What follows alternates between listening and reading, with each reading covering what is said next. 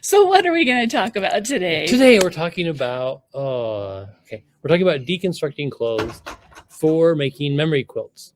So I was gonna borrow some memory quilts that I made, but it's tender, you guys. It's very tender to me.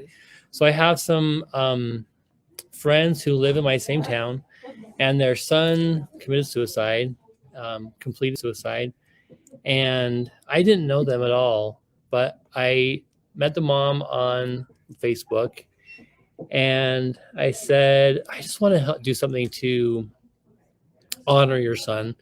He was, I think, 15 or 16. Anyway, went to my same high school, grew up in my same town, and like we hung out in the same neighborhoods even. Like his parents lived in a neighborhood that I hung out in when I was in high school. So just really hit close to home. So I want to do something to honor him and then to memorialize him. So I made them a quilt, and then they gave me all of his clothes, and I made 6 quilts for their family. So I made one for the mom, one for the dad, and then 4 kids. So we want to talk about what it takes to deconstruct clothing if you're doing something like that. Thank you. Died by suicide. I said completed. I know that is better. I thank you for that, Alice. And they're some of my best friends now. They're really sweet. They live in Bountiful. George's birthday was yesterday. So I just want to talk about ways that you can take apart clothing. This is my shirt that's ripped. We all know this shirt has a hole in it, so I'm just going to just rip it apart now. But just different ways that you can do it to save the clothing. And then if you want to make like a quilt, they did yesterday, they did the shirts. I brought in this, I keep bringing this quilt out, but so this, right, that strip right there is the tag from the shirt. And I just liked the fabric of that shirt, so I took it all apart, put it in this quilt. And then I used the tag as well. And things like that, you just want to use as much as possible. Well, I feel like I can't be very serious with this, but it's fine. So, what are you gonna say? I just was gonna say it's fun because I mean, even though like you took that tag out, the fact that you left the tag makes people go, oh, like what is that? And so it's like it becomes kind of part of that knowing, I guess, is what it is, and seeing it. It was fun for them because they, they were able to look at the quilt and say, oh my gosh, I remember him in that outfit, or that was like his favorite shirt, or oh, he loved that. It was funny when I first reached out to him, I said, did he have a favorite color or a favorite pattern, and she said, well, his favorite color is purple, and he loved crazy patterns, the wilder the better. And so I made them a quilt that was just really crazy. And anyway, it really helped with my own grieving, I guess. Does that make sense? Yeah. Anyway, so I think if you get the opportunity to make a memory quilt of someone who's passed on, I would just look at it as like a really nice opportunity for you to honor them, and you're making a keepsake for the family that will go on and live on, help that person live on. Will you share with us what you did? Yes. So when my dad passed away, something that really defined him, I always felt like, was his jeans. And that's pretty typical. A lot of people will make jean quilts. But it was the first jean quilt I had made. And I remember having this big stack of 501s and having someone say, okay, first, we need to teach you how to take them apart, because you do want to use what you can, right? And you kind of have to know, like, am I going to be able to use the seams, and how do I want to cut it? And so they kind of went through that with me, but there were some important things. And I brought a quilt. Maybe. So this is the quilt I made. Okay. The pockets. And I knew I wanted to use a pocket, and there's one on each side. And in the quilt, this one's the back right pocket, and the other one's the back left, because if you can see where the wallet was, and see how it's swampus in there. Yeah. It was always Squampus. Yeah. That's why the outline is there. Yeah. Is because that was Dad. And my dad worked at the railroad, and so he had 3 levels of jeans. He had his new jeans, he had his old jeans, and he had his railroad jeans. And so as I was cutting things apart, one thing that I had to get in there was some of the railroad jeans. What constitute a railroad jean? Railroad jeans are once he wore them to work, you can see right here, he would get splattered with oil. Oh, oil splattered. And so those were just the railroad jeans. Is once they were splattered, then that became railroad jeans. So Yeah. I knew I wanted to preserve that in the quilt. And so like I had thought about putting like the button fly, because his were almost always button fly. Mm-hmm. And so, but that's a really hard part of the jeans to work with. Right. It's all of the seams, there's a lot of bulk there. And so that's kind of when I started playing with the pockets and the other stuff. I'm like, no, I think this will be good and not make it so hard to do that. And so, and then my long arm quilter, if we can see one that's easy to see, put words in here. Oh, There's a yeah. good one. So, and she just asked for a list of like 20 words that were important to him or things that he liked. And so you can see that one that says Diet Coke. And so that's really sweet. Yeah. And so then I made that and gave it to my mom. Nice. And I'm glad you brought that. Yeah. So we'll talk with shirts. Let's talk shirts first. So Same thing. There's things that are hard to use, but they still can be utilized. Like the collar, I would just cut the collar right at the top. I'm just gonna do it because it's right here. Let's do it. I don't have anything purple that I'm working on, but it's gray. I could work it into my gray quilt, I guess. Oh dear.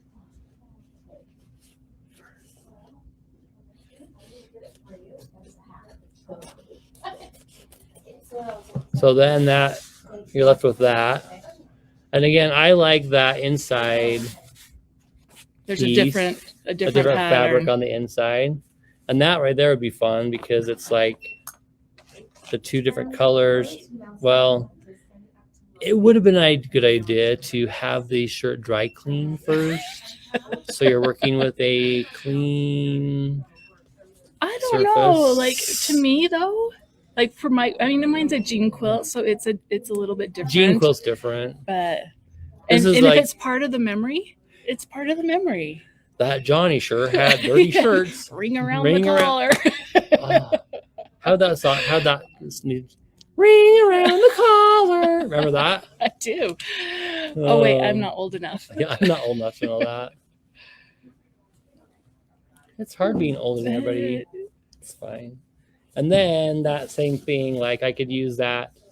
I could cut that part out and use that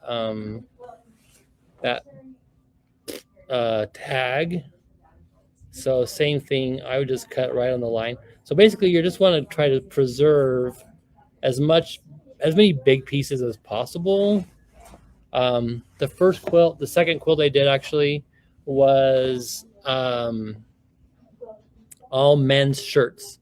So my friend Dave was like really into clothing and Nordstrom and stuff like that, So I went to the thrift store and I bought all these like Polo brand or whatever men's shirts. Mm-hmm. And then I cut them all up and made them. And same thing on your jeans. I used the pocket. So I put a pocket in each corner of the quilt. And then we stuck it was a baby quilt. And so in each pocket was a little surprise for the baby, like a binky and a rattle. I don't know. I can't remember. I mean, it's been 20 years. Come on. 20 years? 20 years. He's on a mission right now, the baby. So yeah. For the church. There we go. My hats. They weren't saying fix your hat, right? No, but mine just kept falling down, and I was like, oh. Oh, falling down like your pants falling down? No. Not like that? Not like that at all. That's someone else. Will you pop up Kenzie's we'll see. Comment, please? There, we did it, and we didn't turn it off. It's always an honor to make memory quilts. I've had the privilege of making over 20 for friends and family. So many memories and thought go into those precious gifts. And that's true. And I think, Yeah.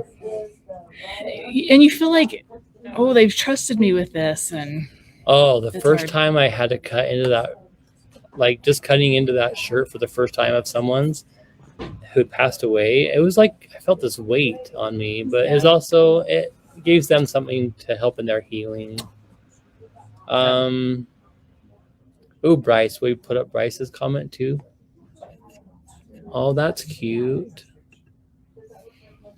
The newest memory quilt I have seen is the Dresden's with ties. Oh, that'd be cool. Those are cute ones.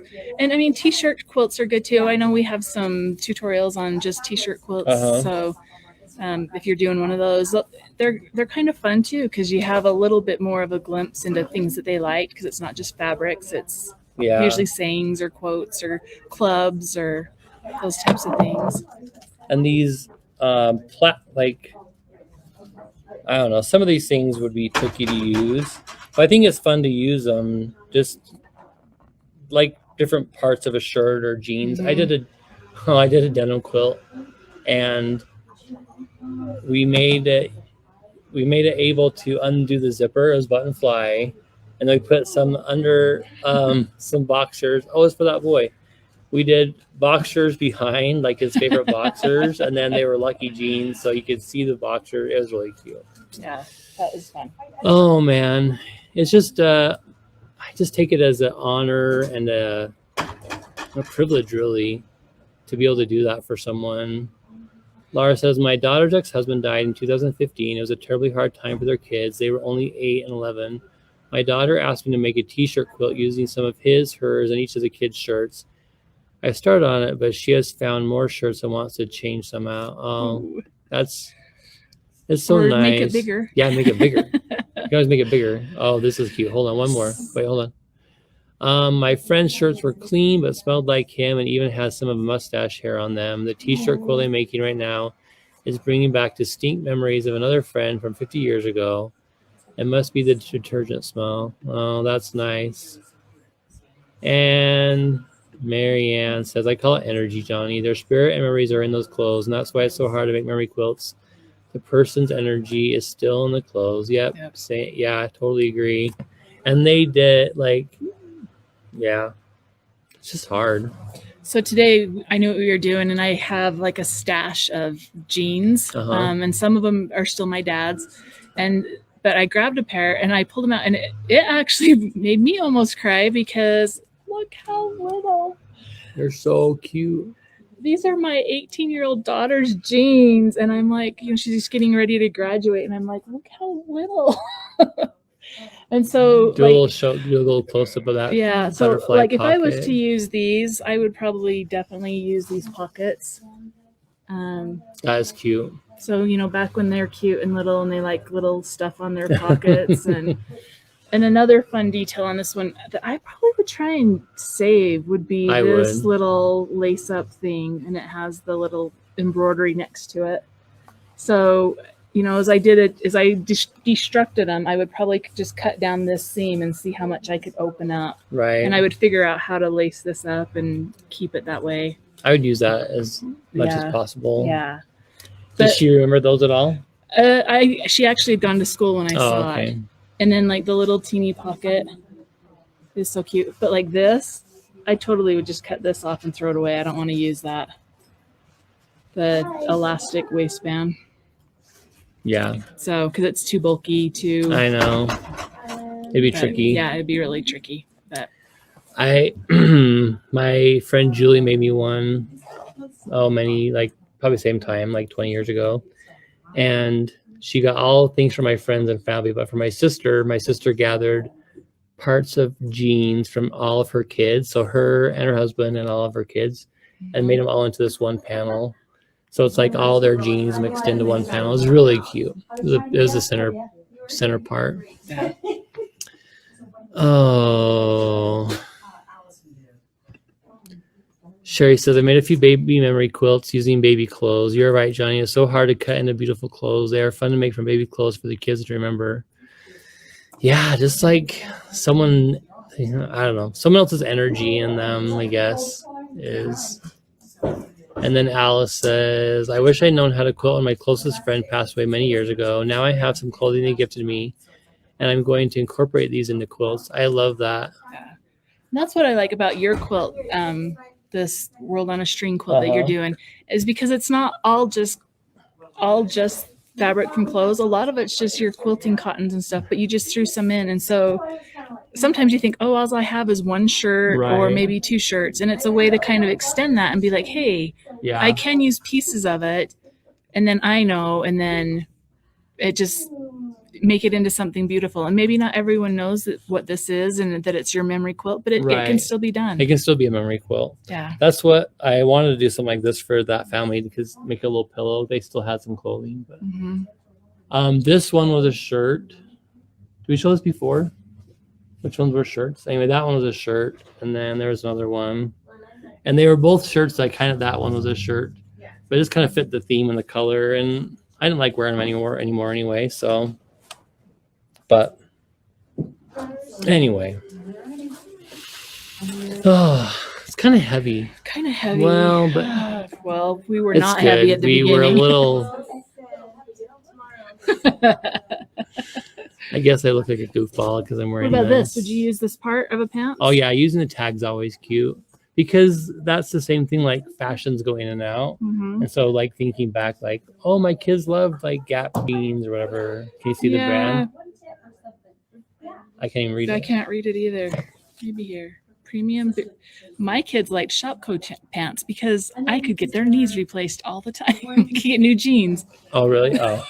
that's what they prices, like. Yeah. They didn't have a choice. I'm like, we'll buy these pants and we'll take them back. Cordy says, I made a baby quilt for my niece's first baby and used her and her husband's jeans for the border and a pocket for the pillow. That's so cute. That's cute. Kenzie, Marianne Fox, totally okay not making something with them. Sometimes things are too special and they just stay. Yeah, I agree with that one too. I didn't read that comment, sorry. And sometimes you just need to let it sit for a while because maybe if it's someone really close to you, it might be too hard. Yeah, Marianne, my grandma died almost 40 years ago, and every time I open her hanky box, I tear up. I can't bring myself to make anything from those hankies yet. So there's a quilter on Facebook. And it would be really cool to remember her name. Oh my gosh, you guys, I do that all the time. I'm sorry. Anyway. What does she do? She uses old hankies and puts them into quilts. She makes them into pin cushions and just really small projects. And she's also quilted them into quilts. And anyway. So maybe look up someone that does something like that. You can see her on YouTube or on the Handy Quilter site as well. So my dad also, he had his wallet on one side and a hanky in the other. And I think when I gave it to my mom, I put one of his hankies in the other pocket. Oh, I love that. Yeah, it's not in there. I think she must have washed it or something. Yeah, I don't know. But yeah, I love putting those kind of small touches in something like that, like a hanky that he used or Diet Coke can. Yep. Anyway. So you guys have lots of good ideas too. Yeah, you do. It's been fun to hear those. Do we have a free pattern for a t-shirt quilt? It just says there's a free pattern, but I don't know if we have one on there. But I'm trying to think. I know not too long ago, Kyle did the t-shirt quilts. Yeah. And she did a really great job showing them and like how to stabilize them. And she talked about all of that. Because there is quite a lot to t-shirt quilts. If you haven't done one, don't just start cutting up your shirts. Do some research on it first. You can, but you might regret it because you might need to be like, oh, I need to stabilize it first and then cut them up because you'll have better luck with them. So I'm trying to remember even when it was. You might be able to go onto our YouTube channel, right, and look for. Might be the easiest way. You might be able to search it on Facebook, but yeah, she did one. It might have been like a year ago. I don't remember. Yeah, I don't remember. I don't remember when it was, but yeah. So, but yeah, with jeans, with shirts. just Yeah. So like when I got I had a pile of my dad's pants, and it was like the first thing I did was like cut off all of the stuff I knew I wasn't going to use. Right. So just cut off the zippers, cut up the inseams, and it's like, why don't we seam rip the inseams? Would you ever do that? I have before. If you're trying to save, like, especially maybe smaller clothes. Yeah, and it looks interesting too. So if you do the seams on jeans, when they dye them, they're usually like or bleach or whatever. There's like usually an interesting like color variation in this when you open up the seam, but it takes a lot of work. Yeah. And jean quilts can be very heavy, Marcia. Thank you. So I have one in my car that we won at the family reunion in a raffle. It was a queen size denim on both sides. Ooh. And tied with batting inside. The thing weighed 100 pounds. I'm not joking. So we actually cut it in half. Oh, Janet, thank you. So we actually cut it in half and then just had it machine quilted with no batting, or like very thin batting. So we had made 2 quilts out of one. So thank you, Janet. Kyle did the t-shirt quilt on June 16th, 3 at 3 last year, almost a year ago. Okay. My brother wore Wrangler jeans and little blue check shirts, so no contrast. I used John Deere Ford, he owned franchise of both, and foxes tied in with his clothes. I made the shirt jeans pillows with an embroidered poem on a jeans piece, and then did a cross in the pockets. His grandkids loved it. Oh, that's sweet. Yeah, that is sweet. That's why I wanted to show the ones I made for this family's children. I just used about a 6-inch square of the shirts of the clothing, and then I just did like a gray background, kind of like the gray that Chris used for the pizza. I just did a gray background so that it kind of highlighted each of the shirts or each of the pieces of clothing. Anyway, I thought of making a pattern, but I didn't know if people would be interested in that. So maybe in the future, if you're interested in that, you just shoot Cheri an email and say Johnny should do that. Or shoot Johnny an email. Oh yeah, okay, that's fine. Get the pattern done. Well, you're like, oh yeah, that's right. Because that's what I always say to him first. I always go, hey, wouldn't this be a good idea? And she goes, get a pattern. Give me a pattern. Give me a pattern. Give me a pattern. We can do that. Oh, you guys are awesome. Jeans are super great for picnic quilts too. Yeah, that's what I have in my car. I have one from a family reunion too, and my uncle used to quilt a lot with jean fabric. So, oh yeah. I actually had 2 uncles that did that, and they would do the top and piece it, and then they would just put a back on it, like usually a flannel, like tie it, and then tie it. Yep. Nothing better than a tied quilt, I tell you. Yep. Okay, I made 10 last year for each of my grandsons from their dad and grandpa's, and their name embroidered on the front. That is so cute. That's sweet. Yeah. Okay. Yes, do a pattern. Okay, thank you. Everyone, yeah, just